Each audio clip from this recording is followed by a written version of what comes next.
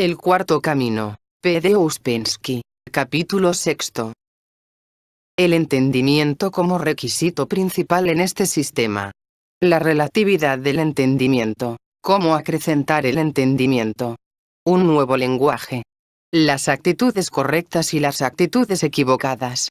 Las actitudes y el entendimiento. La necesidad de objetivo y dirección. La dificultad de averiguar lo que uno quiere. Nuestros objetivos son demasiado remotos. El bien y el mal. La moralidad y la necesidad del sentido moral. La necesidad de hallar una norma permanente de lo correcto y lo incorrecto. El desarrollo de la conciencia como objetivo del sistema. Ver las contradicciones. Los amortiguadores como principal obstáculo para el desarrollo de la conciencia. Preparación para destruir los amortiguadores. La desarmonía interior y la felicidad. La necesidad de establecer un equilibrio interior. Normas de conducta en la vida. La consciencia y la conciencia. Cómo reconocer la verdad. Necesidad de sinceridad con uno mismo. La mecanicidad. Deseo recordarles que este sistema se basa en el entendimiento.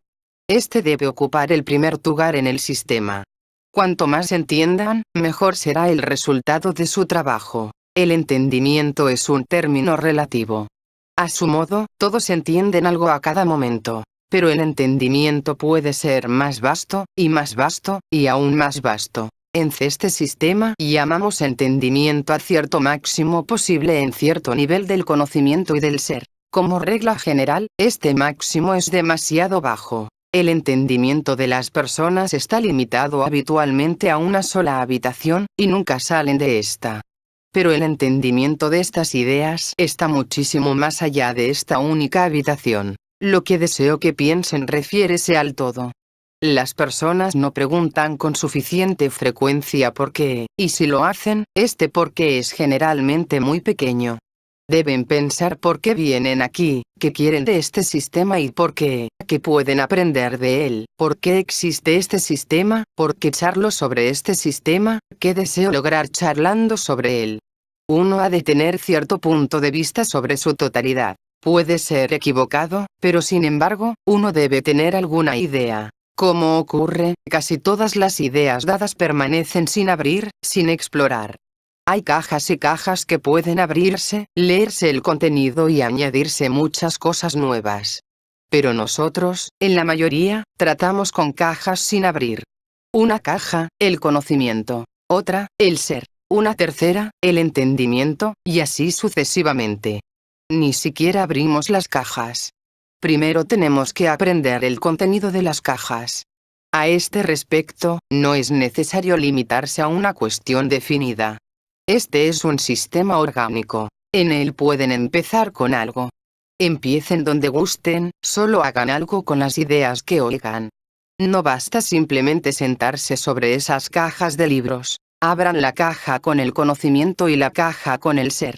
La relación entre el conocimiento y el ser es lo importante. Hay muchas cosas que pueden entender ahora, aunque, por supuesto, estarán rodeadas de cosas que aún no pueden entender. Pero si empiezan con las que pueden entender, entenderán muchas otras cosas. Cada momento de entendimiento, cada entendimiento derrama luz no solo sobre la cosa que piensan sino también sobre muchas otras. Pregunta. ¿Un momento de entendimiento es un momento de recuerdo de sí? Respuesta. Depende. ¿Puede estar conectado con eso o no? Pregunta. ¿Podría haber entendimiento real, no conectado con el recuerdo de sí? Respuesta. No hay entendimiento real. El entendimiento es relativo. Es como la temperatura, puede tener 5 grados, 10 grados, 15 grados. Ve por qué el lenguaje ordinario no es bueno y por qué tenemos que estudiar un lenguaje diferente. Porque en el lenguaje ordinario, todas las palabras se toman como absolutas. En realidad, hay diferentes grados de entendimiento. Como dije, podemos entender mejor, y mejor todavía. Entonces, si queremos entender aún mejor, debemos cambiar nuestro ser. Si podemos poner en juego el centro emocional superior, podremos entender mucho mejor. Para entender aún más, se necesita el centro mental superior. Vea, las definiciones raras veces ayudan y, como un hecho concreto, podemos tener poquísimas definiciones. Esta convicción de que a fin de entender algo, requiere definirlo, es absolutamente equivocada, porque las cosas, en su mayoría, no pueden definirse, y las pocas que podemos definirlas solo relativamente con la ayuda de otras cosas. De modo que entre una enorme cantidad de cosas que no podemos definir para nada, hay pequeñas islas de cosas que podemos definir. Pregunta. ¿El recuerdo de sí es menos relativo que el entendimiento? Respuesta. Aunque la tomemos como un término absoluto, la cuestión es, ¿por cuánto tiempo? Si usted se recuerda del mejor modo posible durante media hora o durante 5 minutos, constituye una grandísima diferencia. Pregunta. ¿Cómo ha de unirse la brecha entre el recuerdo de sí y el mero pensar sobre él? ¿Es una cuestión de entendimiento? Respuesta. Tiene que romper cierta pared y no sabe cómo hacerlo. Aprender a hacer algo significa adquirir cierta destreza. Durante largo tiempo no podrá hacerlo bien, lo hará torpemente. Luego, un día usted descubre que puede hacerlo bien.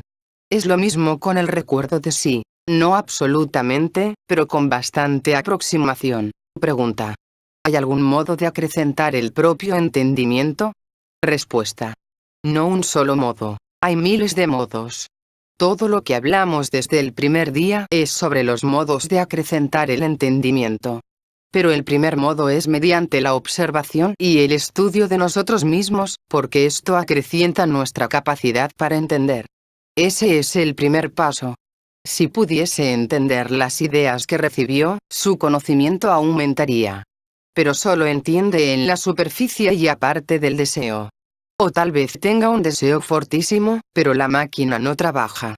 Empero, dentro de nuestra máquina tenemos partes mejores que, en la actualidad, no usamos. Podemos usarlas tan solo acrecentando la conciencia. Este es el único modo. Pregunta. ¿El recuerdo de lo que hemos oído puede ayudar? Respuesta. El recuerdo, el mejor recuerdo que podamos tener, no es suficiente, porque en este sistema no recordamos con la memoria sino con el entendimiento. Por el contrario, el recuerdo puede ser un obstáculo. Usted oye algo que tiene un sitio correcto en el sistema, y si lo pone donde pertenece, no podrá olvidarlo y permanecerá allí. Pero si solo recuerda lo que dije sin ponerlo en su sitio correcto, eso es absolutamente inútil. Cada pequeñez que oiga, deberá tratar de entenderla, y entender significa encontrar el sitio donde pertenece entre otras ideas. Deberá tener una idea general del sistema y todo lo nuevo tendrá en él su sitio. Entonces no olvidará, y cada nueva observación que usted haga, encontrará su sitio. Es como si usted tuviera un dibujo sin detalles y la observación llenara los detalles. Si no tiene el dibujo, la observación se pierde. Pero principalmente deberá luchar con los obstáculos que le impiden entender. Solo mediante la eliminación de estos obstáculos podrá usted empezar a entender más. Pero los obstáculos, con excepción de la descripción general de la identificación, etc., son individuales.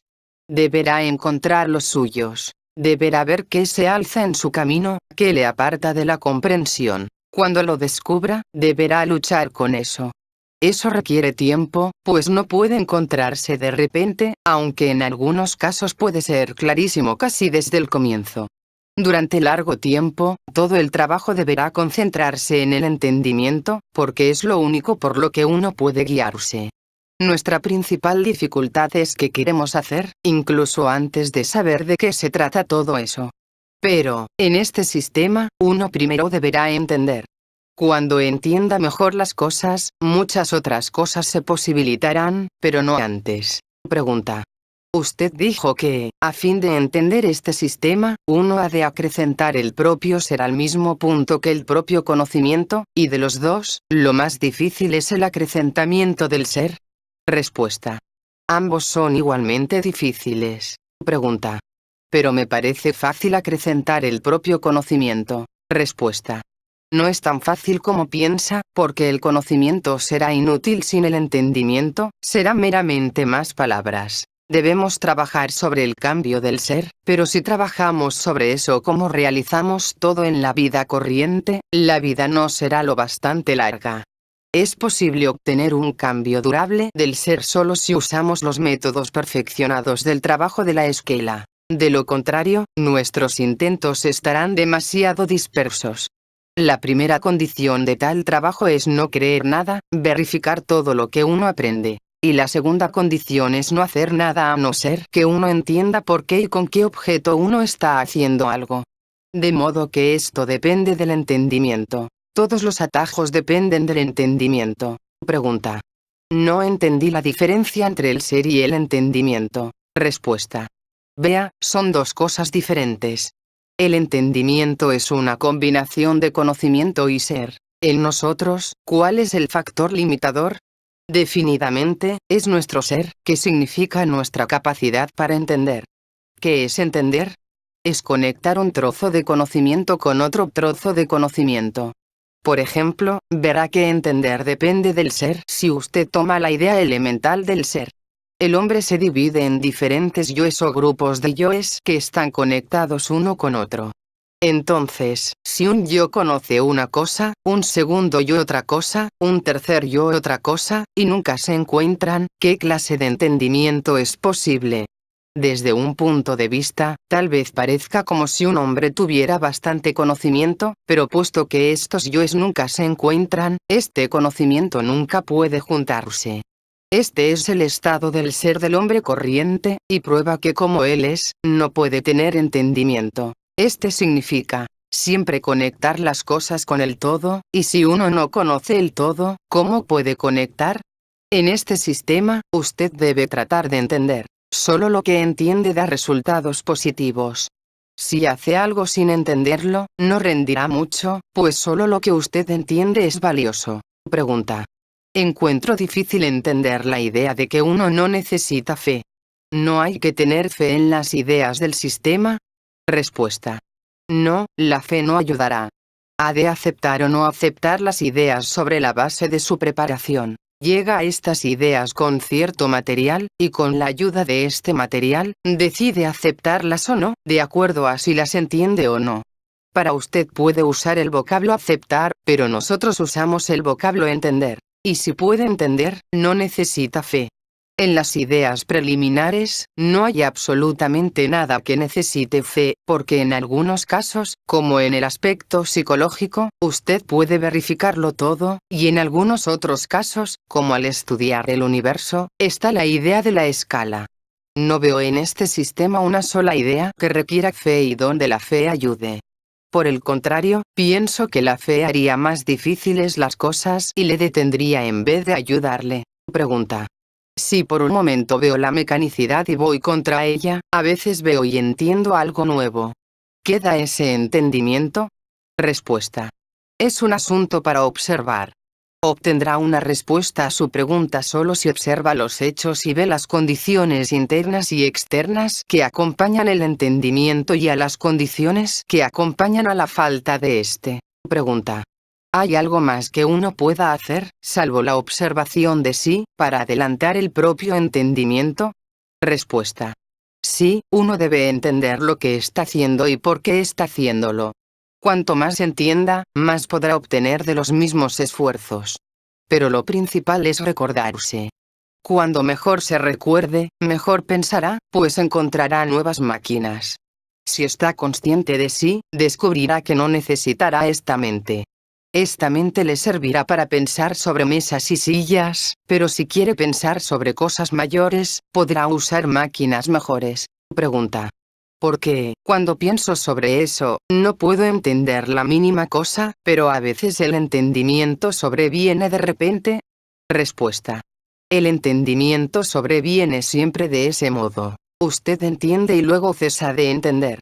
Pero si intenta entender algo que marcha mal, no trate de pensar en eso sino que trate de recordarse, esto es, de ser emocional, y pronto entenderá. El entendimiento no se vuelve permanente de inmediato. Como en todo lo demás, hay muchos pasos y puede entender algo un día y no entenderlo al siguiente, pues tal vez esté más consciente en las mismas circunstancias un día, y más dormido al siguiente. De modo que pueden pasar muchos días antes que eso se torne propio de usted. P1 entiende a través del centro emocional. R. Entender es una función combinada de todos los centros. Por separado, cada centro solo puede conocer. Cuando combinan todo su conocimiento, esto da entendimiento. Para entender algo, uno necesita, por lo menos, 3 centros. Pregunta. ¿Quiso decir que uno debe entender cada lado de una cosa? Respuesta. No, quise decir que primero deberá tener una idea sobre qué línea, sobre qué escala, sobre qué todo está pensando. Y luego, si habla o piensa sobre alguna cosa separada, deberá entender esta cosa separada en relación con el todo. Solo esto es entender. Descubrir el lugar de esta cosa, el significado de esta cosa, la relación de esta cosa con usted y las demás cosas. Inténtelo, pero hallará que no es tan fácil como parece. Pregunta. ¿Entendemos algo, aunque sea limitado? Respuesta. Sí, a veces entendemos las cosas simples. Pero si algo es un poco más complicado, nos perdemos y no entendemos. Queremos entender las cosas grandes sin darnos cuenta que, en concreto, no podemos entender las cosas más simples. Si empezamos con estas, entonces empezaremos gradualmente a entender más. Pero si empezamos con las cosas grandes y rehusamos pensar en las cosas pequeñas u observarlas, jamás entenderemos nada apropiadamente. Pregunta. ¿Jamás es posible entender emocionalmente, sin entender intelectualmente? A veces se siente una cosa que no se puede entender. Respuesta. Entonces eso es sentimiento, no entendimiento. El entendimiento emocional a veces es muy bueno, solo que usted no puede verificarlo. Pero si puede mirar una cosa desde el punto de vista de un centro, otro centro y un tercer centro, entonces entiende realmente. Y ni siquiera la dirección de los centros es por sí suficiente, pues es necesario el conocimiento. Solo cuando el conocimiento está conectado con la dirección de los centros es entendimiento. Pregunta. ¿Un entendimiento intelectual cómo puede ingresar en el entendimiento emocional? Respuesta. Como acabo de decir, el entendimiento muy raras veces trabaja en un solo centro. El trabajo de un centro puede ser información o sentimiento, pero no entendimiento, el cual es la función de diversos centros. 2, 3, 4, quizá más. Pregunta. ¿Hay un modo en el que yo pueda comprobar mi entendimiento de una cosa? Respuesta. Usted pregunta sin indicar la cosa a que usted se refiere, y esto demuestra que no entiende lo que está preguntando, porque para cada entendimiento separado hay una prueba definida. Suponga que diga que usted entiende cómo llegar aquí desde donde vive. Entonces, si toma su auto, si tiene auto, y llega acá, esto significaría que tiene una comprobación para su entendimiento. En todo lo demás, solo la aplicación práctica le demostrará si entiende o no. Pregunta. Si llegamos a cierta etapa del entendimiento, ¿seremos de más utilidad al mundo? Respuesta. Primero, debemos ser de utilidad para nosotros. Cuando lleguemos a la primera etapa, podremos pensar en la segunda etapa. Si estamos dormidos, no podremos ser de utilidad a nadie, ni siquiera a nosotros. ¿Cómo podremos entender a los demás, cuando no nos entendemos? Los hombres número L, número 2 y número 3 no pueden entenderse uno al otro. En este nivel, el entendimiento es simplemente accidental. Si nos movemos en la dirección del hombre número 4, empezamos a entendernos uno al otro. Pregunta. ¿Qué quiere decir con entenderse uno al otro? Respuesta.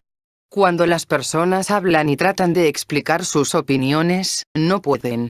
Ni siquiera pueden repetir correctamente lo que oyeron. Cambian las cosas. Y el malentendido crece y crece. Uno inventa una teoría, e inmediatamente se inventan otras 5 para contradecir aquella. Han transcurrido miles de años desde el comienzo de la creación, y en todo este tiempo las personas jamás se entendieron entre sí. ¿Cómo podemos esperar que lo harán ahora? De modo que primero debemos entendemos. No vemos nuestra situación ni comprendemos nuestra mecanicidad. No vemos que este no entendimiento es una ley. Pregunta. ¿Cómo puedo entender mejor mi mecanicidad y ver que soy una máquina? Respuesta. Nada podemos hacer sin intentar. Si quiere asegurarse de si es una máquina o no, trate de hacer algo que una máquina no puede hacer. Trate de recordarse, pues una máquina no puede recordarse. Si usted descubre que puede, eso significará que no es una máquina. Si descubre que no puede, eso probará que es una máquina. Y luego, si comprende que es una máquina y quiere averiguar si puede cesar de ser una máquina, nuevamente el único método es intentar. Pregunta. ¿Usted dijo que solo las personas de un ser igual pueden entenderse una a la otra? Respuesta. Esto no se entendió correctamente, porque si dos personas tienen un ser igualmente equivocado, no se entenderán entre sí. No es la igualdad la que aporta entendimiento entre las personas, sino cierto nivel no solo del ser sino también del conocimiento. Los diferentes niveles, como los hombres número 5, número 6 y número 7, presuponen niveles del conocimiento y del ser. Se supone que los hombres número 5 se entienden entre sí, los hombres número 6 se entienden mejor, y los hombres número 7 se entienden plenamente. Hasta dos hombres número 4 se entienden entre sí en comparación con nosotros, pero nosotros no podemos entendernos uno al otro, o nos entendemos solo ocasionalmente por un momento, y en otro momento cesamos de entendernos. No podemos confiar en ese entendimiento. Las personas que se conocen una a la otra muy bien, trabajan juntas durante años y en ciertos momentos no se entienden entre sí. He aquí por qué el lugar o las condiciones donde estamos se llama el lugar de la confusión de las lenguas, porque todos hablamos idiomas diferentes. Por esta razón, primero de todo, en una escuela correcta usted aprende el idioma en que puede hablar con otras personas de la escuela y luego, usando este idioma, si lo usa del modo correcto, se entenderá uno al otro. He aquí por qué es necesario un nuevo lenguaje, o si este está equivocado, usted nunca se entenderá con los demás. Pregunta. ¿La misma palabra puede tener una cualidad diferente de significado de acuerdo al nivel de personas que la usan? Respuesta. Sí, puede tenerlo. Las palabras empiezan a adquirir significado objetivo comenzando desde el nivel del hombre número 4. Los hombres número 1, número 2 y número 3 son puramente subjetivos, y cada cual entiende cada palabra a su modo. Pero si la gente conoce este lenguaje, o siquiera unas pocas palabras de él, podrá usarlo con el mismo significado. Pregunta. Si se entiende una palabra completamente, ¿eso significaría que se llegó a la etapa del hombre número 7? Respuesta. No, usted no puede entender una palabra completamente, y otra incompletamente. Tiene que conocerlas todas en cierto nivel, y entonces su ser cambia y haya muchas divisiones más, de modo que su lenguaje se tornará cada vez más complicado. Y en cierto nivel quizá necesite nuevas palabras, nuevas formas, porque las formas viejas dejarán de ser suficientes. Pregunta. ¿Entender un término o una palabra varía en relación con el grado del ser? La palabra amor, por ejemplo, significaría una cosa para el hombre número 1 y otra para el hombre número 4 o número 5. Respuesta. Ciertamente. Ya podemos ver cómo la misma palabra significa una cosa para el hombre número 1, otra cosa para el hombre número 2, e incluso otra para el hombre número 3. Pero en el nivel del hombre número 1, N2 y número 3, esto es mecánico, en el sentido de que la gente no puede remediarlo. Esta entiende de acuerdo con su nivel, con su capacidad, no de acuerdo con el significado de las cosas. Pregunta. ¿Cuáles son las indicaciones de un cambio de un nivel a otro, digamos, del número 3 al N4 o número 5? Respuesta. El hombre N5 es uno, tiene unidad. No vive en este constante conflicto de los egos que nosotros tenemos. Tiene consciencia de sí. Tiene control del centro emocional superior. De modo que sabrá qué es el cambio. Las demás personas sabrán solo lo que él les muestra, porque él puede controlarse. El hombre número 4 conoce su objetivo y cómo su objetivo puede ser alcanzado. Va con sus ojos abiertos, mientras que nosotros vamos con nuestros ojos cerrados. Pregunta. ¿Qué significó al decir en una de sus pláticas que el entendimiento no puede ser diferente? Respuesta. Si las personas llegan al nivel supremo, no pueden entender las cosas de manera diferente. Esto se refiere al nivel supremo, pero puesto que aspiramos a alcanzarlo, debemos tomarlo como un principio. Si las personas entienden las cosas de manera diferente, eso significa que todas están equivocadas. En reducida proporción puede hallar ejemplos de esto incluso ahora. Si dos personas entienden realmente algo, por ejemplo si pueden hacer algo igualmente bien, se entenderán una a la otra. Pero nosotros perdemos el hábito de juzgar las cosas desde el lado práctico. Las juzgamos teóricamente, mediante palabras. Pregunta. ¿No se puede tener algún entendimiento antes de haber completado el entendimiento? Respuesta. No podemos hablar en absolutos cuando hablamos sobre nosotros. Solo podemos hablar de valores relativos. El entendimiento completo es muy distante, pero podemos hablar de menos entendimiento y más entendimiento. Si usted continúa recordándose y no identificándose, crecerá el entendimiento. Pregunta. ¿Podría explicar más lo que significa cuando dice que entender significa entender una parte en relación con el todo? Respuesta. Si usted entiende solo una parte, eso no es entender. Sería como los ciegos que tratan de explicar el elefante, uno por su cola, otro por su trompa, etc. Entender significa conectar las partes con el todo. Uno puede empezar desde las partes, o uno puede empezar desde el todo. Pero desde cualquiera que empiece, cuanto más conectadas están las cosas, mejor comprende uno. Si las conexiones están hechas correctamente y no son meramente una ilusión. Pregunta. Si se entiende algo en el sistema, ¿se usan los centros superiores? Respuesta. No, solo las partes superiores de los centros. Los centros superiores significan la consciencia superior. Pero hay muchos estados diferentes de entendimiento, y uno puede hacer interesantísimas investigaciones del entendimiento. Por ejemplo, hay cosas que uno no entiende en un momento y en otro momento las entiende, como muchas expresiones del Nuevo Testamento, que tienen muchos significados. Por ejemplo, la frase sobre los niños tiene unos 40 significados diferentes, pero uno no puede tenerlos siempre a todos presentes. Nunca pude entender más de 3 significados a la vez. Escribí unos 20, pero luego se convirtieron tan solo en palabras. Es necesario conocer nuestras limitaciones. El entendimiento correcto requiere una actitud correcta. Debemos entender que no tenemos control, que somos máquinas, que todo nos ocurre. Pero hablar simplemente sobre esto, no cambia estos hechos. Para cesar de ser mecánico se requiere algo más, y, primero de todo, se requiere un cambio de actitud. Una cosa sobre la que tenemos cierto control es nuestras actitudes. Actitudes hacia el conocimiento, actitudes hacia el sistema, hacia el trabajo, hacia el estudio de sí, hacia los amigos, etc. Debemos entender que no podemos hacer, pero podemos cambiar nuestras actitudes. Las actitudes pueden ser muy diferentes. Por el momento, tomaremos 2 solamente. Las positivas y las negativas, no en el sentido de las emociones positivas y negativas, sino refiriéndonos a las partes positivas y negativas del centro intelectual. La parte que dice sí y la parte que dice no, esto es, la aprobación y la desaprobación. Estas son las 2 actitudes principales. Es importantísimo pensar acerca de las actitudes porque, muy a menudo, tomamos una actitud negativa hacia cosas que podemos entender solamente con una actitud positiva.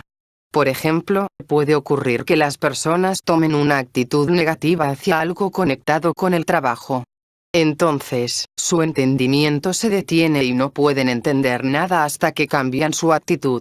Debemos tener actitudes positivas en algunos casos, y actitudes negativas en otros, porque con frecuencia la falta de entendimiento es causada por una actitud equivocada. En la vida hay muchísimas cosas que usted no podrá entender a no ser que tenga hacia ellas una actitud negativa suficientemente buena, pues si las mira positivamente, jamás entenderá nada. Si un hombre estudia la vida, deberá llegar a conclusiones negativas, pues en la vida hay demasiadas cosas equivocadas. Tratar de crear solamente actitudes positivas es tan equivocado como tener solo actitudes negativas. Empero, algunas personas pueden tener una actitud negativa hacia algo y hacia todo, y algunas otras pueden tratar de cultivar una actitud positiva hacia cosas que necesitan una actitud negativa. Por el otro lado, como dije, en el momento en que usted tiene una actitud negativa hacia cosas que se refieren al trabajo, a las ideas, los métodos y reglas del trabajo, usted cesa de entender. Usted puede entender, según su capacidad, solo mientras sea positivo. Pero esto se refiere solamente a las actitudes intelectuales. En el centro emocional, las actitudes emocionales negativas significan identificación. Pregunta. No estoy seguro de entender qué es una actitud negativa. Respuesta. Quiero decir una actitud suspicaz o no simpática. Hay muchas variaciones. A veces, una actitud de temor. Considere esto en el sentido corriente de aceptar o no aceptar. Pregunta. ¿Una actitud no es lo mismo que identificación? Respuesta. Ciertamente, no. Actitud significa punto de vista. Usted puede tener un punto de vista, sin estar identificado. Muy a menudo, identificarse es el resultado de una actitud equivocada. Pregunta. ¿Cómo se puede cambiar las propias actitudes? Respuesta. Primero, estudiándose y estudiando la vida sobre las líneas de este sistema. Esto cambia la actitud. Este sistema es un sistema de pensar diferente, o más bien, de actitudes diferentes, no meramente de conocimiento. Entonces, es necesaria cierta evaluación. Usted deberá entender el valor relativo de las cosas. Aún no hablamos de hacer, hablamos de estudio. Debemos estudiar y llegar a entender cosas que para nosotros son ahora solo palabras, y a menudo palabras usadas en un sentido equivocado y en un lugar equivocado. Es necesario entender y recordar ciertos principios fundamentales. Si hace esto, comenzará en el sentido correcto. Si no los entiende o recuerda, tas cosas irán equivocadamente. Por lo general, hay 3 o 4 tropiezos principales, y a no ser que entienda y recuerde los principios fundamentales, caerá sobre uno u otro de aquellos. Pregunta. Descubro que valorizo grandemente el sistema con mi mente, pero ¿cómo he de acrecentar mi valorización emocional como para realizar esfuerzos mayores? Respuesta. Mediante un entendimiento mejor y mediante el intento de recordarse. El entendimiento no puede estar solo en la mente. Expliqué qué significa el trabajo de diversos centros al mismo tiempo, y el papel que el centro emocional representa. En esto es importantísimo porque no puede haber entendimiento profundo sin energía emocional. Pregunta. ¿Puede explicar más por qué es necesaria cierta actitud a fin de entender una cosa? Respuesta. Trate de pensar sobre eso. Trate de ver por usted mismo por qué es necesario, y trate de descubrir qué significa una actitud o un punto de vista. Es un proceso de pensar, de poner cosas juntas. Todas las cosas que ya conocemos, todas las ideas y todos los principios que hemos aprendido, y ser capaz de ver dos hechos desde un nuevo punto de vista. Pensar de un modo nuevo es una cosa dificilísima, pues el viejo modo de pensar es retenido por los viejos hábitos de pensar, por las viejas asociaciones, por las actitudes y la influencia de las cosas mismas. Suponga que tiene cierta actitud hacia algo, y que esto mismo trata de mantener esta actitud en usted por todos los medios posibles. Entonces, si la cambia, si la dirige, dará un gran paso. Pregunta. Nos dijeron que el trabajo real sobre el ser requiere darse cuenta de cómo obtener el entendimiento correcto. También dijo usted que debemos entender lo que queremos. Respuesta. Hay diversas razones para eso. El entendimiento es la fuerza más vigorosa que tenemos, la cual puede cambiarnos. Cuanto más entendimiento tenemos, mejores son los resultados de nuestros esfuerzos. En cuanto a conocer lo que quiere, limítese a imaginarse yendo a una gran tienda con muchos departamentos diferentes. Usted deberá saber lo que quiere comprar. ¿Cómo puede conseguir algo si no sabe lo que quiere? Pero, primero de todo, debe saber qué hay en la tienda. De lo contrario, tal vez pida cosas que no vendan. Este es el modo de enfocar el problema. Es necesario recordar siempre por qué empezó usted. ¿Quiere conseguir cosas que puede conseguir de la vida corriente, u otras cosas? ¿Vale la pena intentarlo? Nuestra capacidad para la imaginación, por lo general usada de modo tan equivocado, puede ayudar en este caso. Pero deberá controlarla todo el tiempo y no permitirle que se le escape. La llamamos imaginación si escapa con nosotros, pero si la controlamos, podremos usarla para ver qué significa una cosa, qué implica. De modo que si la usa, puede ayudarle a ver si realmente quiere lo que dice querer o no, porque muy a menudo queremos algo diferente, o no nos damos cuenta que una cosa trae otra cosa consigo. Usted no puede querer una cosa por ella misma. Si quiere una cosa, obtiene con ella muchas otras cosas. Cuando sepa qué quiere, usted sabrá a dónde va, y lo sabrá correctamente. Es necesario saber. Esto puede parecer absolutamente fantástico, absolutamente imposible desde el punto de vista corriente, y sin embargo puede ser correcto. O puede parecer muy simple y correcto, y sin embargo ser imposible. Pregunta. ¿Puede decirme a qué hay que apuntar? Quiero decir, ¿qué es posible adquirir a través del trabajo? Respuesta. Como respuesta general, el único objetivo es el cambio del ser. El objetivo es llegar a 2 estados superiores de conciencia y poder trabajar con los centros superiores. Todo el resto es para eso, a fin de alcanzar eso. Es necesario hacer 1000 cosas que parecen no tener relación con esto, pero todas son necesarias, porque vivimos debajo del nivel normal. Primero debemos llegar al nivel normal, y segundo, debemos tratar de desarrollar cosas y posibilidades nuevas. En esto nadie podrá ayudarle, solo podrán hacerlo su propio trabajo y su propio entendimiento. Deberá empezar con el entendimiento. Estas pláticas y este sistema han de dar entendimiento. El paso siguiente depende de sus propios esfuerzos. El cambio del ser solo puede lograrse si usted recuerda todo lo que se dijo y si no se consiente excepciones ni desecha cosas que le disgustan. Si hace esto, no tendrá una relación correcta con lo que se dijo, y aunque trate de recordarlo, eso no cambiará nada. Pregunta. ¿Qué significa usted cuando dice que vivimos debajo de nuestro nivel normal? ¿Qué es la normalidad? Respuesta. La normalidad es la capacidad para el desarrollo. Habitualmente, las personas están debajo de lo normal. Solo desde el nivel del hombre corriente empieza la posibilidad de desarrollo, pero hay muchos estados debajo del estado del hombre corriente. Las personas que están demasiado identificadas, o hipnotizadas por las ideas formativas, o que mienten demasiado, son más máquinas que un hombre corriente.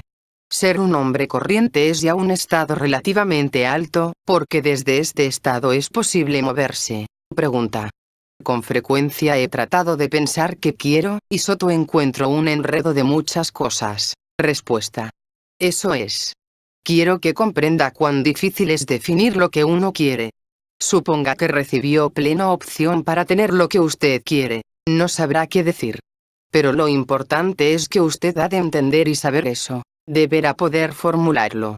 Podrá estar seguro sobre ciertas cosas que no pueda obtener de ningún modo corriente, pero no hay garantía de que tampoco las obtenga de este modo. Por ejemplo, puede estar equivocado el orden. Hay cierto orden en el que uno puede obtener las cosas que no conocemos. Usted puede estar absolutamente seguro de que puede obtener algunas cosas, pero puede ser que no obtenga lo que piensa que quiere, sino algo distinto. Y aunque no obtenga las cosas que quiere, puede estar absolutamente seguro que no podría haberlas obtenido de ningún otro modo. Lo extraño es que, por regla general, las personas no conocen su objetivo. El objetivo solo puede formularse si uno ya conoce algo sobre su propia posición. Si un hombre no comprende su posición, todos sus objetivos serán imaginarios. De modo que le aconsejo pensar sobre su objetivo. ¿Qué pensó sobre él antes y cómo describiría lo que uno puede obtener, y qué debe tratar de obtener? Es inútil describir un objetivo que usted sabe que no puede alcanzar. Pero si tiene un objetivo que puede esperar alcanzar, su trabajo será consciente, serio. Al comienzo, las personas ponen habitualmente ante sí objetivos que son demasiado abstractos y remotos. Al principio, el objetivo de una persona se parece a una luz que ve a lo lejos mientras camina de noche por una oscura carretera. Convierte a esta luz en su objetivo y va hacia ella. En el trayecto hacia ella ve otra luz, entre él y la primera luz, y entiende que primero ha de ir hasta la luz más próxima, y va hacia ella. Después de cierto tiempo, ve una tercera luz, de nuevo entre él y la luz hacia la cual está yendo y así sucesivamente.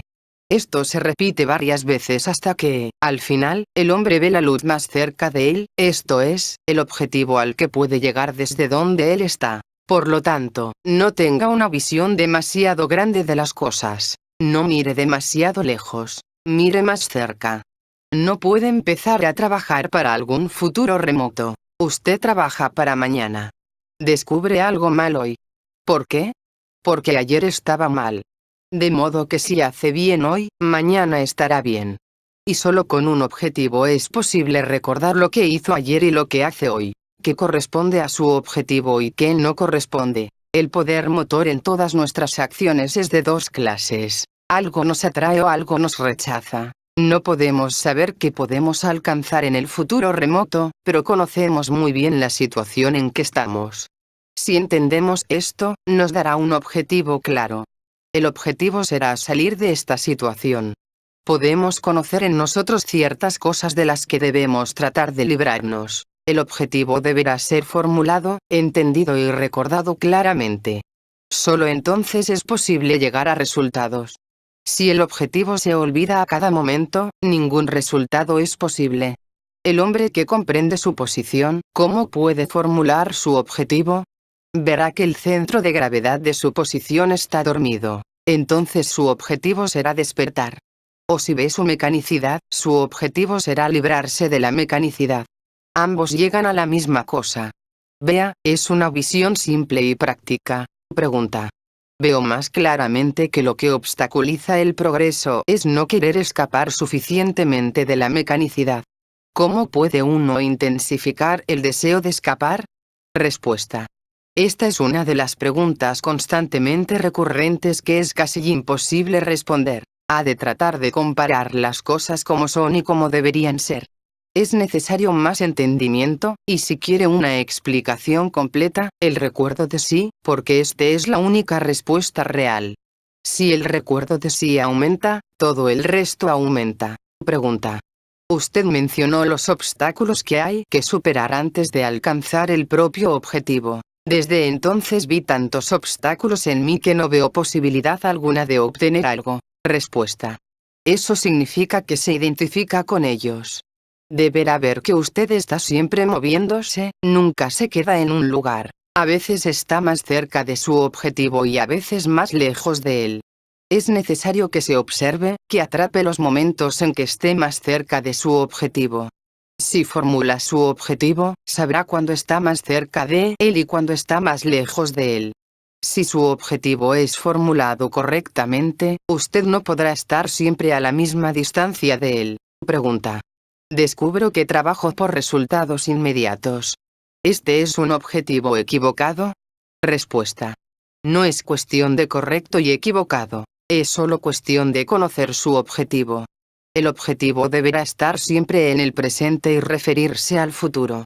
No es posible el resultado si no hay objetivo, ni esfuerzo, ni decisión. Pregunta. ¿Cómo puede ver uno cómo hacer grandes esfuerzos? Respuesta. Haciendo pequeños esfuerzos. Un gran esfuerzo depende de las circunstancias, de la situación, del entendimiento, de muchas cosas. Usted no puede empezar con grandes esfuerzos. Debe empezar con pequeños esfuerzos, como, por ejemplo, tratar de recordarse, o tratar de detener los pensamientos 3 veces por día. Es un esfuerzo absolutamente pequeño, pero si lo realiza regularmente, sobrevendrá la necesidad o la posibilidad de un gran esfuerzo y podrá realizarlo en el momento correcto. Pregunta. Cuando vine por primera vez a las pláticas, yo tenía un objetivo muy vasto, pero ahora se volvió mucho más chico. Respuesta. Sí, los objetivos se contraen muchísimo cuando usted empieza a trabajar. Comienzan enormes, como globos, y luego se vuelven muy pequeños, de modo que usted los puede poner en su bolsillo. Pregunta. En nuestro estado actual, supongo que no podemos apreciar la diferencia entre bueno y malo. Respuesta. Absolutamente lo contrario. Podemos apreciar esta diferencia, y no solo podemos sino que debemos. Lo bueno y lo malo empieza a ser comprensible desde el momento que tenemos una dirección. Si no tenemos dirección, entonces no hay un mal particular, porque todo es lo mismo. Pregunta. ¿Con dirección usted quiere decir objetivo? Respuesta. Sí. El objetivo significa dirección, cierta línea. Si mi objetivo es irme a casa desde aquí, para mí estará bien doblar a la derecha, y mal doblar a la izquierda. He aquí cómo puede establecer el principio del bien y del mal. No puede haber definición de bien y mal, o correcto y equivocado, sin establecer primero un objetivo o dirección. Cuando usted tiene un objetivo, entonces lo que se opone a su objetivo o le aparta de él está equivocado, y lo que ayuda a su objetivo es correcto. Este deberá ser su objetivo personal. Si corresponde a las posibilidades de desarrollo, entonces el sistema explica estas posibilidades. Y si usted entiende que lo que nos impide alcanzar nuestro objetivo es la mecanicidad y lo que nos ayuda es la consciencia, se colegirá que la consciencia representa al bien y la mecanicidad al mal. De modo que, en vez de bien y mal, el sistema usa las palabras consciente y mecánico. Esto es absolutamente suficiente para todos los fines prácticos. Si hay algunas preguntas, podemos ir más adelante, solo que deberán recordar siempre esta definición práctica, porque es la única base segura que tenemos. Lo que es correcto para nosotros es lo que ayuda a nuestro desarrollo, a nuestro despertar y a nuestra lucha con la mecanicidad. Y lo que está equivocado para nosotros, es lo que anima nuestras tendencias mecánicas, lo que nos impide cambiar, lo que obstaculiza nuestro desarrollo. Si empezamos desde eso, entonces hallaremos después muchos más criterios para discriminar. Pregunta. ¿Todo lo mecánico es malo? Respuesta. Eso no significa necesariamente que todo lo mecánico es malo. Pero el mal no puede ser consciente, puede ser solo mecánico. Debe preguntarse, ¿el mal puede ser consciente en mí? Todo lo demás es filosofía. Si desde su punto de vista subjetivo hay algo que considera bueno, y si trata conscientemente de hacer lo que considera malo, descubrirá que no puede hacerlo, o perderá todo placer en ello. Exactamente del mismo modo no puede ser conscientemente negativo, sin identificación. Las emociones negativas son los mejores conductores del mal, porque son una de las cosas más mecánicas que tenemos. Pregunta. ¿En la vida hay que hacer muchas cosas contra el propio objetivo? Respuesta. ¿Por qué contra el objetivo? Puede decir que muchas cosas no corresponden a su objetivo, pero no veo que uno tenga que hacer muchas cosas contra el propio objetivo.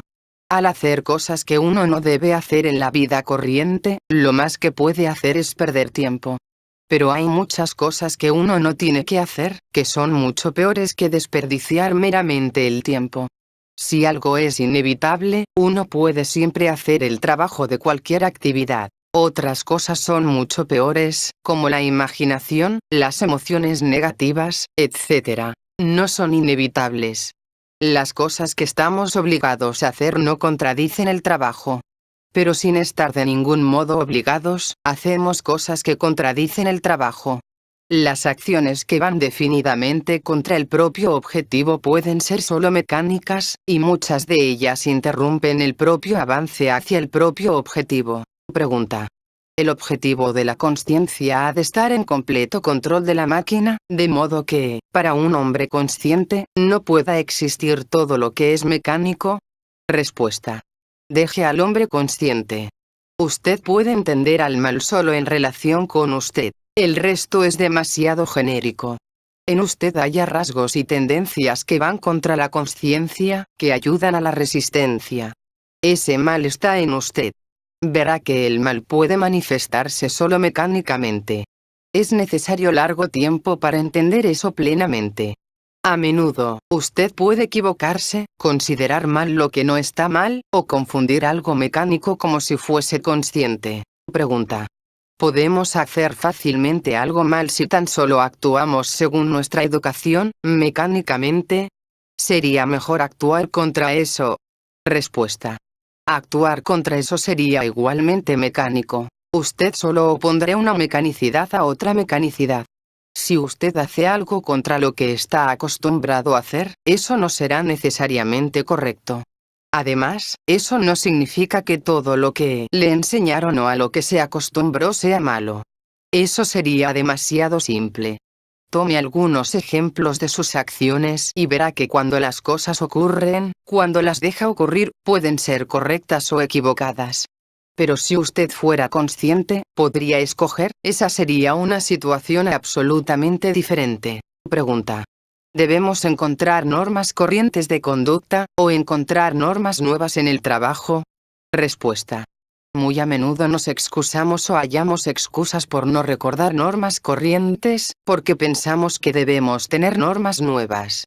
Cuando estamos en el proceso de adquirir normas nuevas, en cierto momento no tenemos ninguna, de modo que usted deberá entender que tiene que seguir las normas corrientes hasta que tenga normas nuevas. Si toma la esencia de las leyes morales corrientes, no hallará nada particularmente diferente de lo que usted puede ver en el sistema. Por ejemplo, tome las normas corrientes de la relación con la gente. Son muy simples. No haga a los demás lo que no quiere que le hagan a usted. Esto es absolutamente lógico y claro, y está plenamente aceptado en el sistema. Pregunta. ¿No deberíamos averiguar por nosotros mismos qué está bien y qué está mal, y no debe decirse? Respuesta. ¿Cómo podrá averiguarlo por usted mismo? La gente busca una respuesta a este problema desde la creación del mundo y todavía no la encontró. Si usted pudiera descubrir por usted mismo qué está bien y qué está mal, podría averiguar todo lo demás. No, usted tiene que aprender esto, como muchas otras cosas que han de aprenderse. Solo cuando aprecie el valor del recuerdo de sí, usted empieza a tener valores correctos y puede juzgar y pesar. Pregunta. Hay muchas cosas que uno hace, deliberadamente, sabiendo que están mal, pero uno no es lo bastante fuerte como para detener eso. Respuesta. Ciertamente, porque si usted es mecánico en todo, no puede tornarse consciente en una cosa solamente. Además, deliberadamente no significa conscientemente. Las cosas tan solo ocurren. Si todo ocurre, una cosa no puede no ocurrir. También tiene que ocurrir. Pregunta. ¿Hay una norma moral peculiar de este sistema? Respuesta. Sí, ciertamente, pero, como acabo de decir, en relación con este sistema, esto es facilísimo de entender. Es la relación de lo mecánico con lo consciente. Esto significa que ciertas cosas son mecánicas y han de seguir siendo mecánicas, pero ciertas otras cosas que ahora son mecánicas deben convertirse en conscientes. Vea, una de las cosas más difíciles es reconocer lo correcto y lo equivocado, o el bien y el mal. Nuestra mente no está acostumbrada a pensar en esto en relación con la consciencia. Pensamos que debe haber una definición externa permanente que puede aceptarse, recordarse y seguirse, y no comprendemos que no puede haber una definición externa. Pero hay cualidades internas de las acciones que determinan las cosas. Esta idea de la relación del bien y el mal con lo consciente y lo inconsciente es una cosa utilísima para pensar, particularmente cuando empezamos a encontrar analogías correctas. No solo porque esto le da cierto entendimiento definido, sino también porque manteniendo su mente sobre esta idea e ideas similares que usted oye en el sistema, la mantiene en el supremo nivel posible para nosotros, esto es, en las partes intelectuales de los centros. Usted no puede pensar provechosamente sobre tales cosas con las partes mecánicas, inferiores, de los centros, pues nada se obtendría de eso. A fin de obtener algún entendimiento, usted tiene que usar las partes intelectuales de los centros, y no solo una sino dos o tres al mismo tiempo. ¿Qué es la moralidad? ¿Entendimiento de las leyes de la conducta? Esto no es suficiente. Si decimos, como un salvaje, si usted me roba es malo, pero si yo le robo es bueno, eso no es moralidad, es meramente conducta de salvaje. Porque la moralidad empieza cuando uno tiene un sentimiento de lo bueno y lo malo en relación con las propias acciones, y es capaz de renunciar a lo que uno considera malo, y hacer lo que uno considera bueno. ¿Qué está bien? ¿Y qué está mal? En general, en esta primera etapa, el hombre toma los principios morales de las ideas religiosas, filosóficas o científicas, o simplemente adopta tabúes convencionales. Cree que algunas cosas son buenas y algunas otras cosas, malas. Pero esta es la moralidad subjetiva, y el entendimiento del bien y del mal es puramente relativo. En todos los países y en todas las épocas, fueron aceptados ciertos códigos morales que trataban de explicar lo que es bueno y lo que es malo. Pero si tratamos de comparar las teorías existentes, veremos que todas se contradicen y están llenas de contradicciones en sí mismas. Una cosa como la moralidad general no existe. Tampoco existe una cosa como la moralidad cristiana. Por ejemplo, el cristianismo dice que no se deberá matar, pero nadie toma esto seriamente. Construyéronse muchas moralidades sobre la base de matar. Por ejemplo, como dije en la primera plática, en algunos países se considera muy inmoral rehusar la venganza de sangre. ¿Y por qué en un caso un hombre puede matar, y en otro, no? Todo lo que se conoce sobre la moralidad corriente está lleno de incoherencias. De modo que si usted piensa sobre este problema, entenderá que, a pesar de cientos de sistemas y enseñanzas morales, el hombre no puede decir qué está bien y qué está mal, pues los valores morales cambian, no hay en ellos nada permanente. Al mismo tiempo, según su actitud hacia la idea del bien y del mal, las personas se dividen en dos categorías. Hay personas que carecen del sentido del bien y del mal. Todo lo que tienen, en vez de sentido moral, es la idea de agradable y desagradable, beneficioso y no beneficioso. Y hay otras personas que tienen un sentido del bien y del mal, sin saber realmente qué está bien y qué está mal. Las personas que pertenecen a la primera categoría no pueden interesarse en el sistema, no es para ellas. Las personas de la segunda categoría pueden interesarse. Lo que debe entenderse desde el comienzo es que el hombre debe empezar con cierto sentido del bien y del mal. De lo contrario, nada podrá hacerse. Entonces debe ser suficientemente escéptico acerca de la moralidad corriente y debe entender que no hay nada general o estable en los principios morales corrientes, pues cambian de acuerdo con convenciones, lugar y periodo. Y deben entender la necesidad del bien y del mal objetivos. Si entiende estas tres cosas, hallará una base para distinguir lo que está bien y lo que está mal en relación con cada cosa separada, porque si empieza correctamente, hallará que hay normas definidas en cuya ayuda el bien y el mal cesan de ser relativos para convertirse en absolutos. Todo consiste en empezar desde una actitud correcta, desde un punto de vista correcto.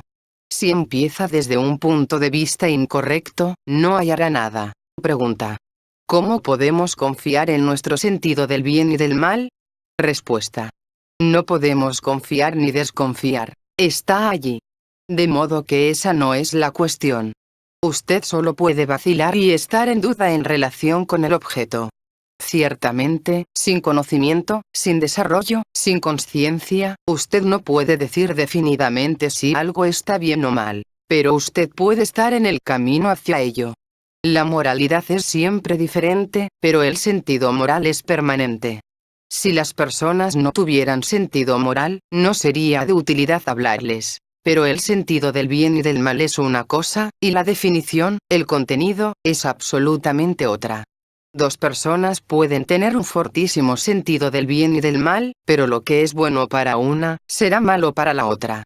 El sentido no presupone la definición, de modo que un hombre puede tener el sentido del bien y del mal, y tener ideas equivocadas acerca de ello. Pregunta: ¿la norma a aplicar sería si una cosa particular ayuda o estorba a la conciencia?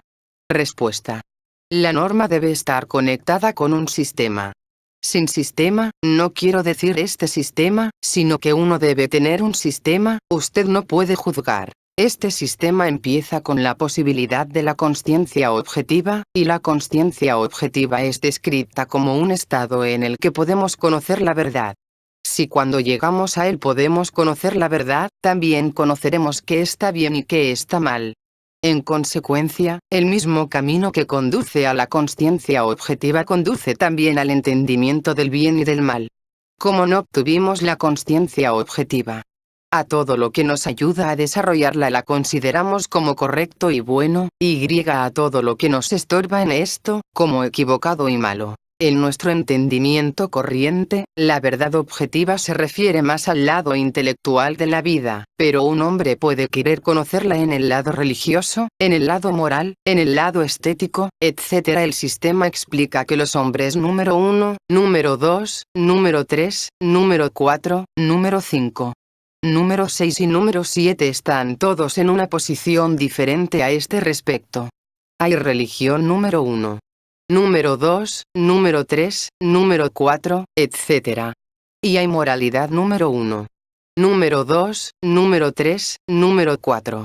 Número 5, etc. Esto no significa que una u otra de ellas esté equivocada, sino que una no puede ser explicada por otra.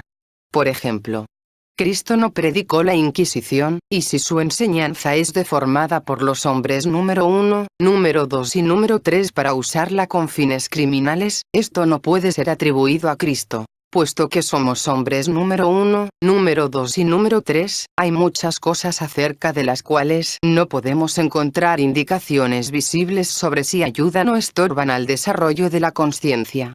De modo que debemos buscar otros principios, y estos principios solo podemos hallarlos si pensamos en casos concretos de conducta. En el sistema uno puede encontrar muchas indicaciones suficientes que demuestran cómo mirar una cosa y otra. Pregunta. ¿Piensa que en el curso del tiempo pueden surgir de este sistema una creencia y una moralidad nuevas? Respuesta. De este sistema, no. Eso es una cosa absolutamente diferente. Estas ideas no son para las masas, no son para la multitud. Debe recordar que esta es enseñanza escolar, y la enseñanza escolar solo puede existir para las escuelas. En circunstancias favorables, las escuelas tal vez puedan crecer, pero esa es una cosa absolutamente diferente. No es lo mismo que la aparición y crecimiento de una religión. El objetivo del sistema es llevar al hombre hacia la conciencia. La conciencia es cierta facultad que existe en todo hombre normal. Es realmente una diferente expresión de la consciencia, solo que la consciencia trabaja más sobre el lado intelectual, y la conciencia, más sobre el lado moral. Ayuda a comprender lo que es bueno y lo que es malo en la propia conducta. La conciencia es un estado en el que uno no puede esconderse nada. Y debe desarrollarse en el hombre. Este desarrollo es paralelo y simultáneo con el desarrollo de la consciencia. No podemos decir que no la tenemos, de modo que no significa un desarrollo especial de algo que no existe en nosotros, solo que en nuestra vida está detrás de las escenas, sepultado muy profundamente en nosotros y dormido.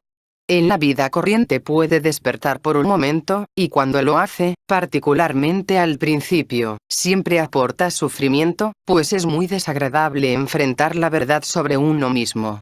La conciencia en relación con las emociones es lo mismo que la consciencia en relación con las ideas.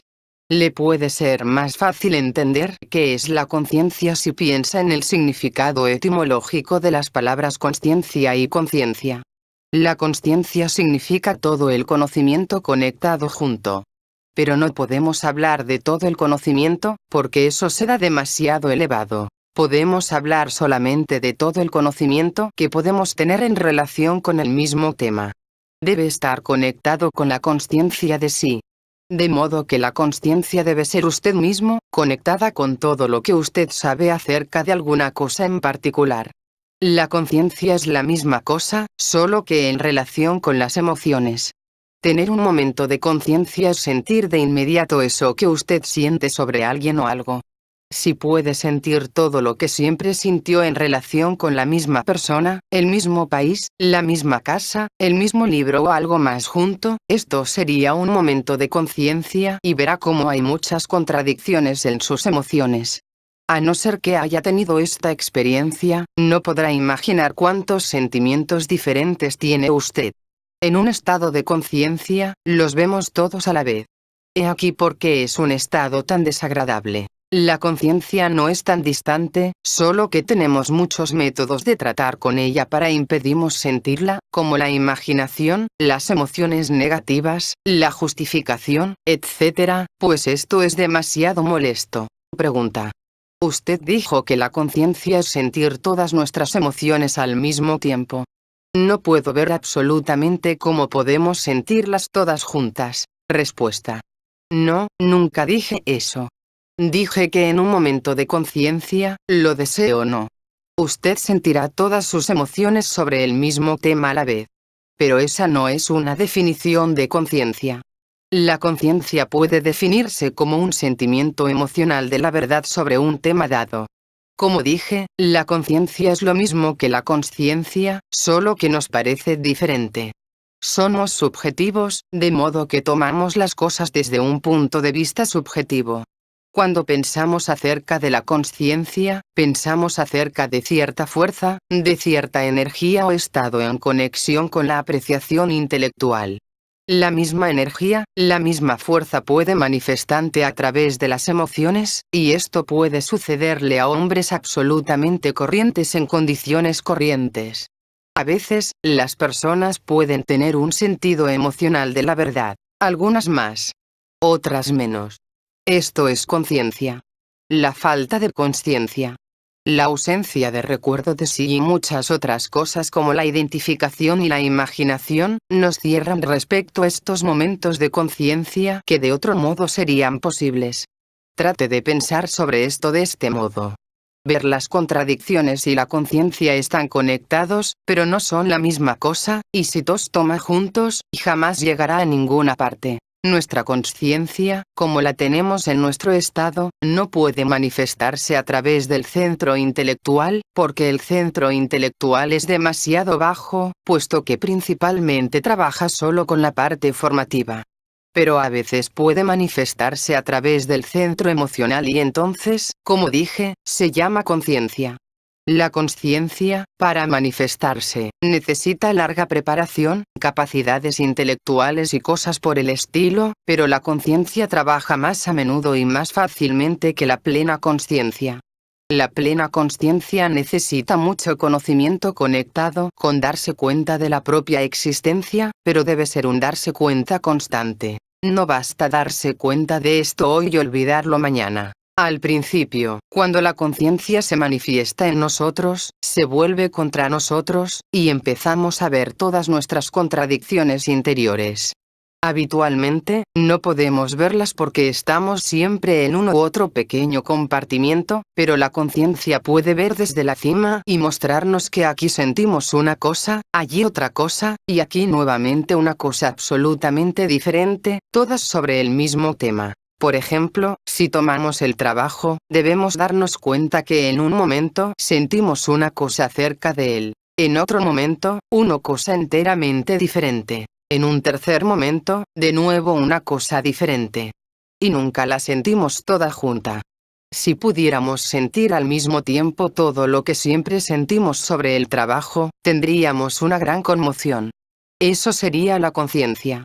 Toda nuestra vida, todos nuestros modos habituales de pensar, tienen solo un objetivo: evitar conmociones, sensaciones desagradables, comprensiones desagradables sobre nosotros mismos.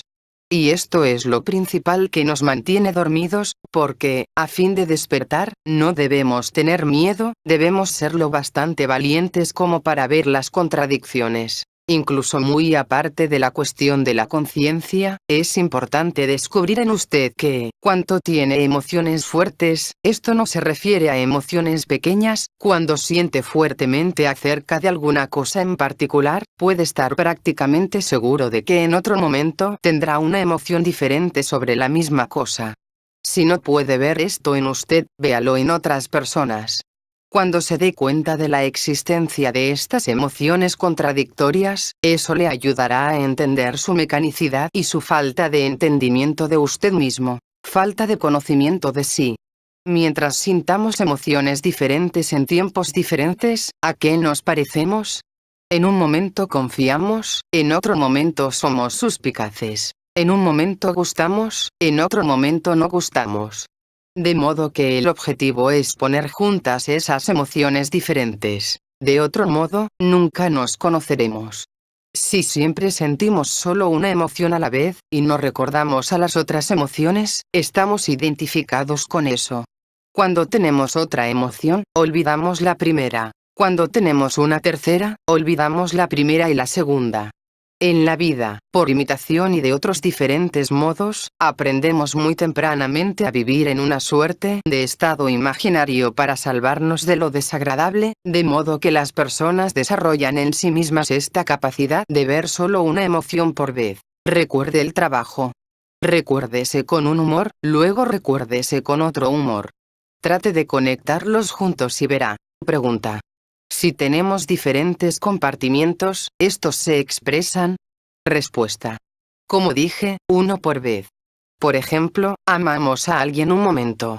Y lo deseamos muerto en el siguiente. Solo que no lo vemos. Empero, a veces los momentos sobrevienen cuando podemos sentir todas nuestras emociones sobre el mismo tema. Solo que usted deberá esperar hasta obtener un gusto de tal momento, porque sin un gusto de él, jamás obtendrá nada más en entendimiento de lo que significa un momento de conciencia. La conciencia puede ser muy fuerte y definida. Pero, en la mayoría de los casos, está dormida porque, como la mayoría de la gente está dormida, en ella todo está dormido. De modo que la conciencia debe ser despertada.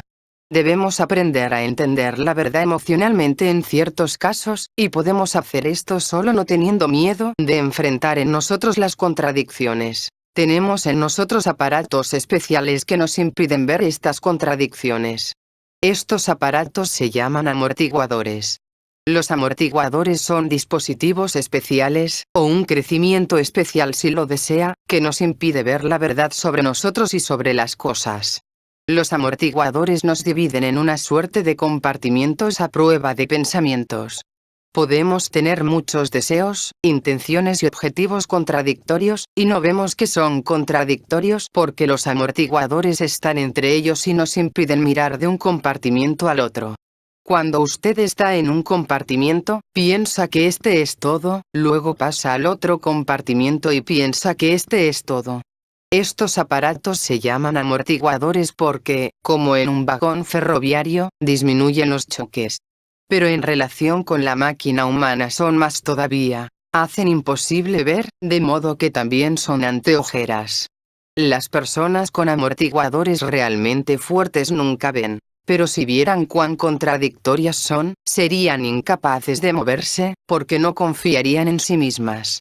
He aquí por qué los amortiguadores son necesarios en la vida mecánica. Tales casos extremos significan desarrollo equivocado, pero incluso en las personas corrientes, en una u otra línea hay siempre amortiguadores profundamente escondidos. Pregunta. Cuando uno reconoce en sí a un amortiguador, ¿puede hacer algo para librarse de él? Respuesta. Primero, debemos verlo. Antes de verlo, nada puede hacerse. Y si puede hacer algo luego de haberlo visto, eso depende del tamaño del amortiguador y de muchas otras cosas. A veces es necesario tomar un martillo y romperlo. Y a veces desaparece si le arroja luz, pues los amortiguadores no gustan de la luz. Cuando los amortiguadores empiezan a desaparecer y se vuelven menos fuertes, la conciencia empieza a manifestarse. En la vida corriente, aquella es sujetada por los amortiguadores. Pregunta.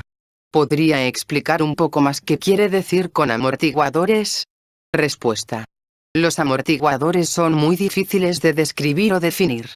Como dije, son una suerte de particiones en nosotros que nos impiden observarnos.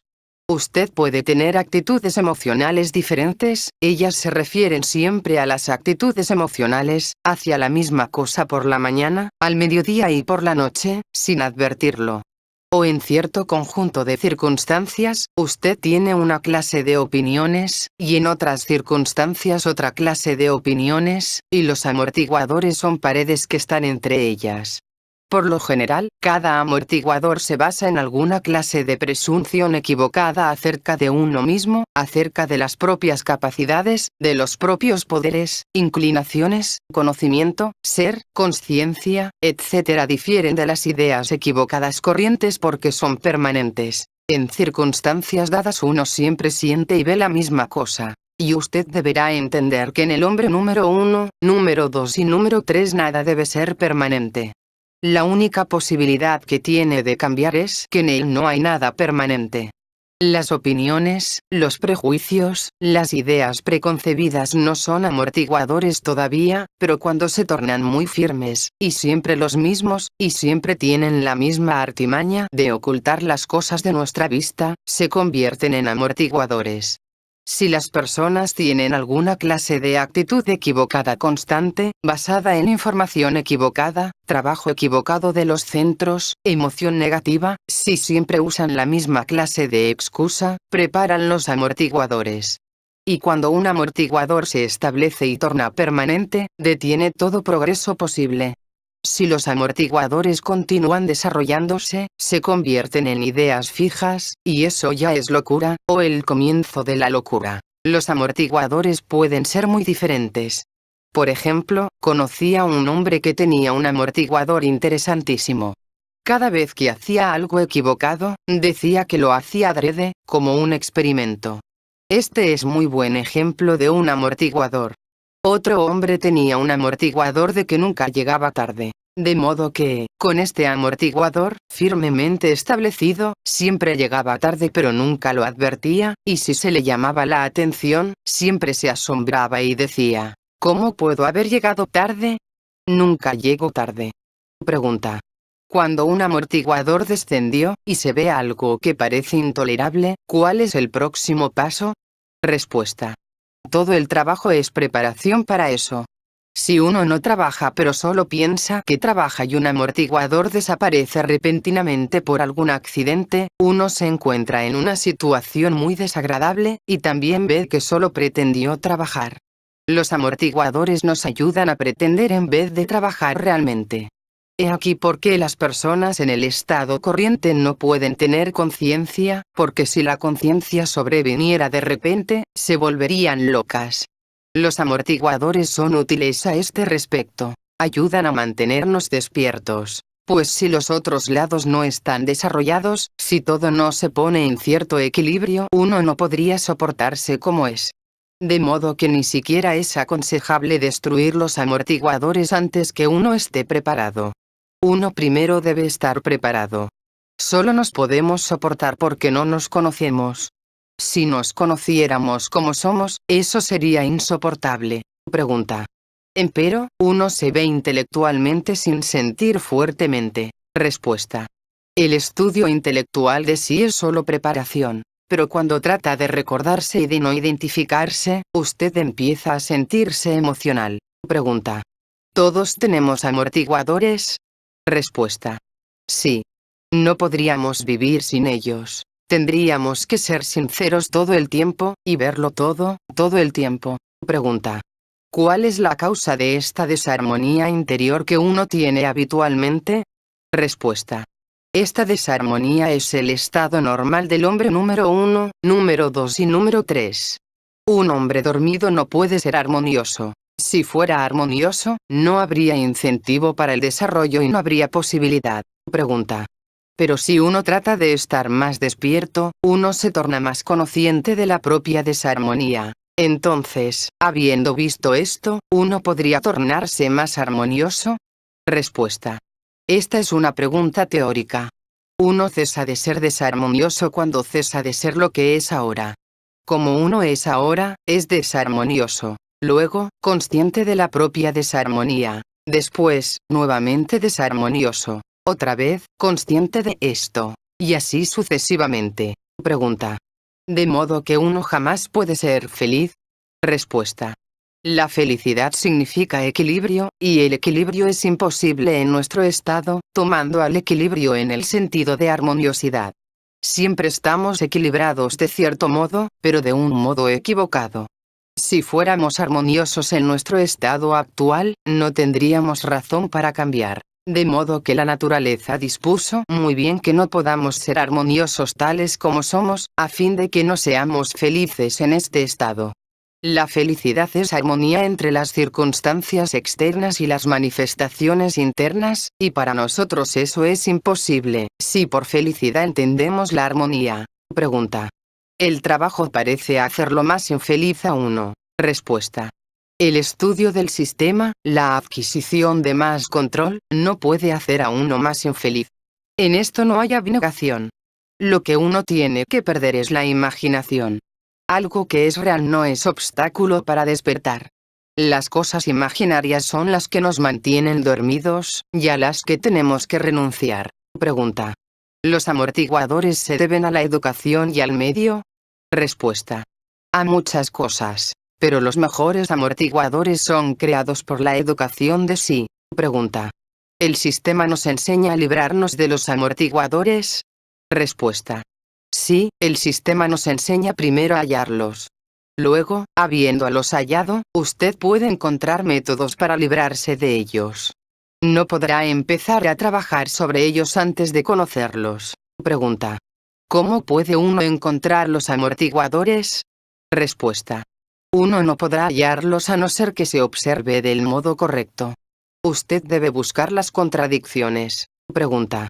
¿Deberán encontrarse los propios amortiguadores o deberán mostrárnoslos? Respuesta. En cualquier caso, a usted no podrán mostrárselos hasta que haya hecho todo lo que pueda por sí mismo. De otro modo, las personas jamás creen eso. Dicen, cualquier cosa menos eso. Pregunta.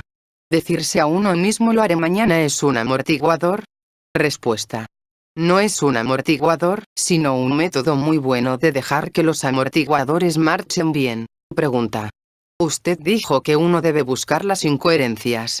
Veo muchas de estas, pero se las anoto a los diferentes yoes. Respuesta. Sí, eso está muy bien.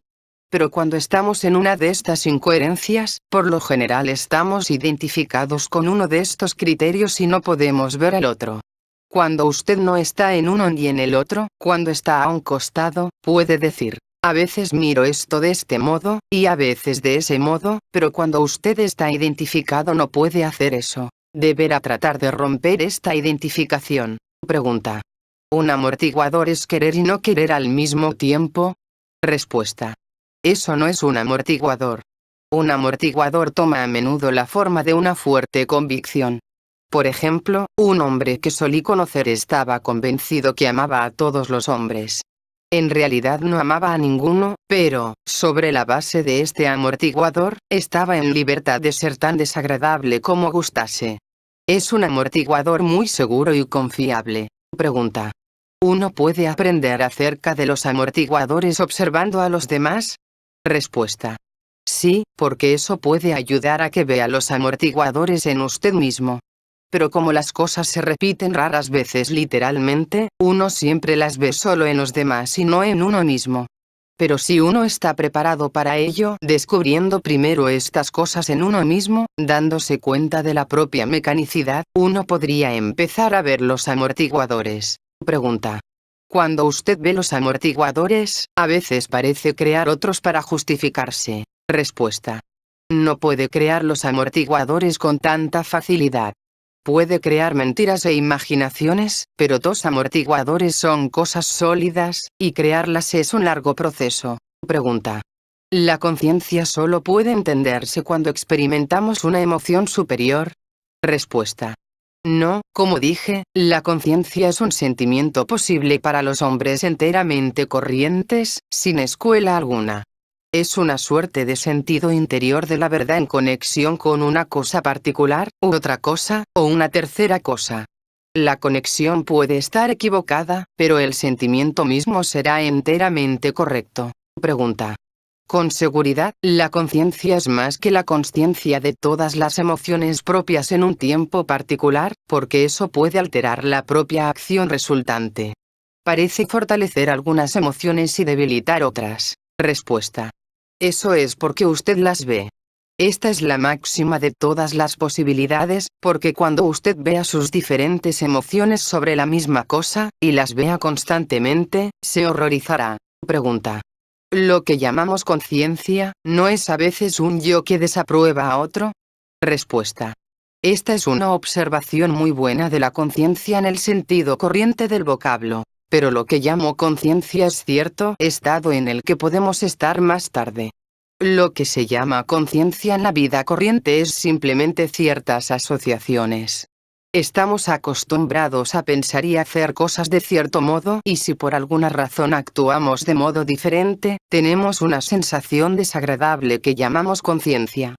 En realidad, la conciencia es un sentimiento mucho más profundo y fuerte, y cuando aparece la conciencia real, verá que no se parece a nada de lo que usted llama ahora conciencia. Pregunta. Entonces, ¿el sentimiento al que llamamos conciencia es equivocado? Respuesta. No necesariamente equivocado, pero no es la misma cosa. Puede atribuirse a cosas absolutamente triviales, que no tienen ningún valor particular. La moralidad es siempre relativa, la conciencia es absoluta. La conciencia es una emoción positiva y especial. En nuestro estado actual tenemos una pequeñísima huella de esta emoción, suficiente para tener una sensación general de que algo puede estar bien y algo puede estar mal, pero insuficiente para decir que está bien y que está mal. Esto ha de desarrollarse. En la actualidad, el estado de conciencia que podemos tener no distingue lo grande de lo pequeño, pero después la conciencia puede convertirse en un método enteramente diferente de cognición, en un instrumento de discriminación. Antes que la conciencia pueda abrirse plenamente, deberemos tener voluntad, deberemos ser capaces de hacer, de actuar según los dictados de nuestra conciencia. De lo contrario, si la conciencia despertara plenamente en el hombre en su estado actual, aquel sería un ser muy miserable. No podría olvidar, no podría adaptarse a las cosas, y no podría cambiar nada. La conciencia destruye los amortiguadores, de modo que el hombre se halla inerme contra sí mismo, y al mismo tiempo no tiene voluntad, de manera que no puede cambiar, no puede hacer lo que sabe que está bien. De modo que, primero, aquel debe desarrollar la voluntad. De lo contrario, se hallará en una situación muy desagradable, más allá de su control. Cuando adquiere control, puede permitirse el lujo de la conciencia, no antes de eso. Pregunta. ¿Qué es el sentimiento de remordimiento que se produce por haber cometido una acción que uno juzga mala? ¿Es la conciencia? Respuesta. No, la conciencia es diferente, es más poderosa, más omniabarcante. Pero aunque uno recuerde los momentos de remordimiento, eso es útil. Solo que es necesario saber sobre qué se basa el remordimiento. Pregunta. ¿Hay una conexión entre la esencia y la conciencia? Respuesta. Hay una gran conexión, pues la consciencia y la conciencia provienen de la esencia, pero no de nuestra esencia. Nuestra esencia es simplemente mecánica. Pregunta. Supongo que el recuerdo de sí no trae necesariamente elevación moral. Respuesta. Ciertamente, trae otro entendimiento, porque uno se torna consciente, entiende mejor el lado moral de las cosas, pues lo contrario de moralidad es mecanicidad. Si uno se torna más consciente, podrá controlar su propia conducta. Pregunta. ¿El propio sentido moral puede ser útil o confiable en conexión con la propia conducta? Respuesta. Es difícil hablar en general, pero cuanto más estudie el sistema, más se verá a usted mismo. Hay muchas cosas que puede pensar que son enteramente correctas, pero que desde el punto de vista del sistema son enteramente incorrectas. Hay muchas cosas que no conocemos. Podemos hacernos mucho daño, pensando que son enteramente morales. Daño real, y no solo en el sentido moral. El sistema, particularmente en las etapas posteriores, tiene un código más estricto de normas, y, al mismo tiempo, es tal vez más libre que todo lo demás. Pero, como dije, usted puede empezar desde el punto de vista de lo que es mecánico y lo que es consciente. Pregunta. Todavía no estoy en claro sobre cuál es la función de la conciencia. Respuesta. Si la pregunta se formula de este modo, sin añadir nada más, todo lo que puedo decir es que si uno no tiene un objetivo definido, si no realiza el trabajo con cierta finalidad definida, la función de la conciencia es solo arruinar la vida de una persona que es bastante infeliz con tener aquella. Pero si esa persona trabaja con una finalidad definida, entonces la conciencia le ayuda a alcanzar su objetivo. Pregunta. ¿No es posible que, adquiriendo cierto conocimiento y poder a través del recuerdo de sí y otras prácticas, el hombre pueda usar este poder con fines malos? Respuesta. Vea, una parte inevitable del proceso de autodesarrollo es el despertar de la conciencia, y el despertar de la conciencia impedirá cualquier posibilidad de usar nuevos poderes con un objetivo o finalidad malos. Esto debe entenderse definidamente desde el comienzo mismo, porque la conciencia, cuando despierta, no le permitirá a uno que haga algo egoísta o contrario a los intereses de los demás, o perjudicial para alguien. De hecho, nada que consideremos equivocado o malo. Y la conciencia ha de ser despertada, porque con la conciencia sin despertar, uno cometerá siempre errores y no verá en uno mismo las contradicciones. Pregunta. ¿Nos ayuda a seguir un código moral en un estado de sueño? Respuesta. No siempre estamos igualmente dormidos, y por momentos, cuando estamos menos dormidos, podemos tomar ciertas decisiones. Y hasta en nuestro estado de sueño podemos seguir estas decisiones o seguirlas menos, o no seguirlas para nada, y estar absolutamente en poder de nuestro estado de sueño. Además, si uno sigue ciertas ideas conscientes, mediante este proceso mismo, uno se vuelve más despierto. Pregunta. Cuando uno está consciente, ¿puede comprender las contradicciones? Hasta cierto punto, ¿eso no las aniquila? Respuesta. No, eso sería demasiado simple. Puede verlas y sin embargo subsistirán. Una cosa es ver algo y otra cosa hacer algo, una cosa es conocer y otra es alterar. Pregunta. ¿La verdad absoluta solo es posible con la consciencia objetiva? Respuesta. La verdad existe fuera de nosotros, pero uno puede conocer la verdad solo en la consciencia objetiva. No la verdad absoluta, sino simplemente la verdad, pues la verdad no necesita calificaciones. En nuestro estado no podemos conocer la verdad con excepción de cosas muy simples, y aún entonces cometemos errores. Pregunta. ¿Cómo puede uno reconocer la verdad en nuestro nivel? Respuesta. Accediendo a las cosas simples. En las cosas simples uno puede reconocer la verdad. Uno puede reconocer qué es una puerta y qué es una pared, y uno puede reducir cada cuestión difícil a la misma cosa. Eso significa que usted tiene que reconocer cierta cualidad en principios absolutamente simples y verificar otras cosas mediante estos principios simples. He aquí por qué la filosofía, tan solo la discusión de posibilidades o del significado de palabras, está excluida de este sistema.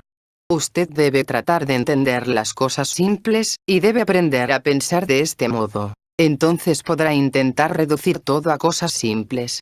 Tome, por ejemplo, el recuerdo de sí. Recibió todo el material. Si se observa, verá que no se recordó en ese momento. Advertirá que en algunos momentos se recuerda más y en algunos momentos menos, y decidirá que es mejor recordarse. Esto significa que halló una puerta, que ve la diferencia entre una puerta y una pared. Pregunta. ¿Cómo prolongar los estados de conciencia? Respuesta. Primero, no debemos pensar sobre cómo prolongar sino cómo crear, porque, en nuestro estado corriente, esto no lo obtuvimos. Cuando lo creamos o lo despertamos, es ciertamente útil mantenerlo más tiempo, aunque es muy desagradable. Pero no hay métodos directos para inducirlo, de modo que, solo haciendo todo lo que es posible, uno puede obtener este gusto de la conciencia. Por lo general, una de las primeras condiciones es una gran sinceridad con uno mismo. Nunca somos sinceros con nosotros mismos. Pregunta. ¿Cómo puede uno aprender a ser sincero con uno mismo? Respuesta. Solo tratando de verse uno mismo. Limítese a pensar sobre usted, no en los momentos emocionales sino en los momentos tranquilos, y no se justifique, porque generalmente lo justificamos y explicamos todo diciendo que era inevitable, o que otro obtuvo la culpa, etc. Pregunta. He estado tratando de ser sincero, pero ahora veo que realmente no sé qué significa ser sincero. Respuesta. A fin de ser sincero no basta solo con desearlo. En muchos casos no deseamos ser sinceros, pero aunque lo deseáramos, no podríamos serlo. Esto deberá entenderse. Ser capaz de ser sincero es una ciencia. Y hasta decidir ser sincero es muy difícil, pues tenemos muchas reservas. Solo la sinceridad y el completo reconocimiento del hecho de que somos esclavos de la mecanicidad y sus resultados inevitables pueden ayudarnos a descubrir y destruir los amortiguadores con cuya ayuda nos engañamos. Podemos entender qué es la mecanicidad y todo el horror de la mecanicidad solo cuando hacemos algo horrible y comprendemos plenamente que fue la mecanicidad en nosotros la que nos hizo hacer eso. Es necesario ser muy sincero con uno mismo para poder ver esto. Si tratamos de cubrirlo, de hallar excusas y explicaciones, jamás lo comprenderemos. Puede herir horriblemente, pero debemos soportarlo y tratar de entender que solo confesándonoslo plenamente podemos evitar repetirlo una y otra vez. Hasta podemos cambiar los resultados mediante entendimiento pleno y cabal, y no tratando de ocultarlo. Podemos escapar de los tentáculos de la mecanicidad y destruir su fuerza mediante gran sufrimiento. Si tratamos de evitar el sufrimiento, si le tenemos miedo, si tratamos de persuadirnos de que realmente nada malo sucedió, que, después de todo, eso no es importante y que las cosas pueden seguir tal como antes, no solo jamás escaparemos, sino que nos volveremos cada vez más mecánicos, y muy pronto llegaremos a un estado en el que no habrá para nosotros posibilidad ni oportunidad.